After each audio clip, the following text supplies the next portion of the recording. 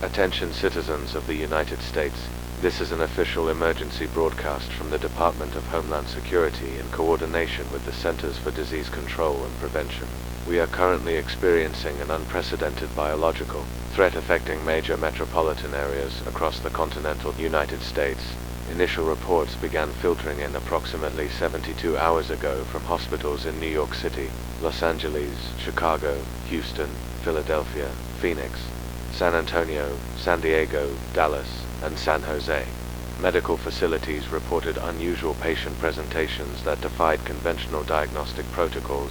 What appeared to be routine influenza cases rapidly evolved into something far more catastrophic. The pathogen has been designated as nuclear virus, designation NV1. Intelligence reports indicate this biological agent represents a deliberate act of warfare perpetrated by foreign state actors, specifically traced to research facilities operating under Russian Federation oversight. This information has been corroborated through multiple intelligence channels and represents a direct assault on American soil. Nuclear virus demonstrates a four-phase progression that medical personnel must recognize immediately. Phase 1 presents a standard influenza symptomatology: elevated body temperature, respiratory congestion, muscular discomfort, and generalized fatigue. The distinguishing characteristic emerges in the extremities where patients develop mild but noticeable swelling. In finger and toe regions, this swelling appears benign but represents the initial viral replication process. Phase 2 occurs approximately 24 to 36 hours following initial symptom onset. The localized swelling migrates from extremities to major limb structures. Patients report significant enlargement of arms and legs, with tissue expansion reaching 2 to 3 times normal circumference. Medical imaging reveals extensive fluid accumulation and cellular proliferation occurring at an accelerated rate that surpasses any known pathological process. Phase 3 represents the most visually disturbing progression. The accumulated swelling from limb structures relocates entirely to the cranial region. Patients experience rapid head enlargement as all excess tissue and fluid concentrates in this area. The skull expands beyond normal anatomical parameters, while limbs return to standard proportions. Neurological function becomes severely compromised during this phase. Phase 4 is terminal and represents the most critical public safety concern. Patients undergo complete biological detonation, a violent explosion with a destructive radius of approximately 10 meters. This detonation disperses radioactive organic material throughout the immediate environment. These contaminated remains become airborne and represent the sole transmission vector for nuclear virus infection. Critical information for all citizens. Nuclear virus cannot be transmitted through conventional means. No person-to-person contact, respiratory droplets, or bodily fluid exchange will result in infection. The only contamination pathway occurs through inhalation or direct contact with radioactive debris following a Phase 4 detonation event. Medical personnel and emergency responders must understand that no therapeutic intervention exists for nuclear virus, no antiviral medications, supportive care protocols, or experimental treatments have demonstrated any efficacy against this pathogen. The viral progression cannot be halted, reversed, or delayed through any known medical intervention. Given the catastrophic nature of phase, the detonation and the subsequent radioactive contamination risk, federal authorities have implemented Protocol 7. Any individual confirmed to be infected with nuclear virus must be immediately terminated to prevent progression to Phase 4. This directive applies regardless of current symptom severity or patient condition.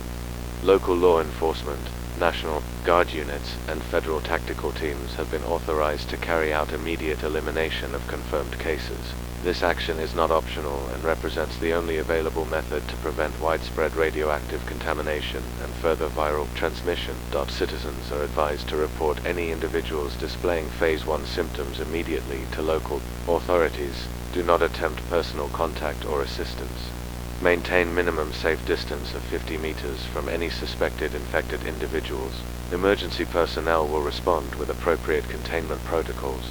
Evacuation orders are now in effect for the following metropolitan areas: Manhattan below 59th Street, downtown Los Angeles within the 405 Loop, Chicago Loop District, downtown Houston within the 610 Loop, Center City, Philadelphia, downtown Phoenix Core, San Antonio Riverwalk area, downtown San Diego, Dallas City Center, and and San Jose Metropolitan Core.